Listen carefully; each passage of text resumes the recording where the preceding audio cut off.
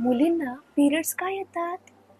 Periods येणं it's not a problem but it's a real blessing. तर सगळ्या मुलांना आणि लोकांना ही रील शेअर करा जे मुलींना पिरियड्स आल्यानंतर प्रॉब्लेम आलाय असं म्हणतात. सो वेलकम टू गप्पा विथ समीक्षा. सो पिरियड्स येणं म्हणजे नक्की असतं तरी काय, तर एका विशिष्ट वयानंतर मुलीची बॉडी ना एका नवीन जीवाला जन्म देण्यासाठी तयार होत असते. दर महिन्याला तिच्या युटेरसमध्ये बाळाला पोषक असा एक लेअर तयार केला जातो आणि जेव्हा बाळ तयार होण्याची प्रोसेसच होत नाही तेव्हा तो लेअर पिरियड्स मार्फत तिच्या बॉडीतून बाहेर टाकला जातो आणि यालाच म्हणतात पिरियड्स. पहिली फेज असते मेन्स्ट्रुअल फेज किंवा पिरियड्स. सो ही फेज ना 4 ते 5 दिवसांची असते, ज्याच्यामुळे तिला ब्लिडिंग होतं आणि त्यामध्ये पोटात दुखणं, थकवा येणं हे इतकं कॉमन असतं आणि या दिवसात तिची अजून एक्स्ट्रा काळजी घेणं गरजेचं असतं.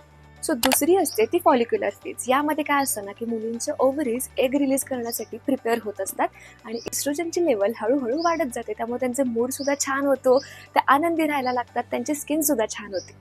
सो तिसरी असते ओव्युलेटरी फेज. यामध्ये आम्ही मुली इतक्या आनंदी असतो, इतक्या क्रिएटिव्ह असतो, कारण इस्ट्रोजनची पातळी पीकला असते. या 2 दिवसामध्ये एग रिलीज होणार असतो आणि त्यामध्ये आम्ही मुली खूप जास्त क्रिएटिव्ह असतो. त्यामुळे जर एक तुमच्याशी तुमची बायको, तुमची गर्लफ्रेंड छान वागत असेल तर नक्कीच ती या फेजमधून जाते, हे लक्षात घ्या.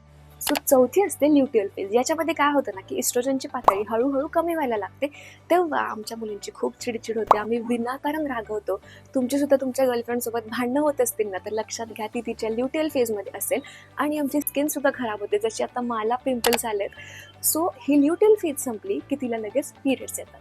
आमचे मूड स्विंग्स या सगळ्या प्रोसेसवरती डिपेंड असतात. So we deserve your pampering. आणि अजूनही कोणी पिरियड्सला प्रॉब्लेम म्हणत असेल ना, cut them off from your life. Just cut them of.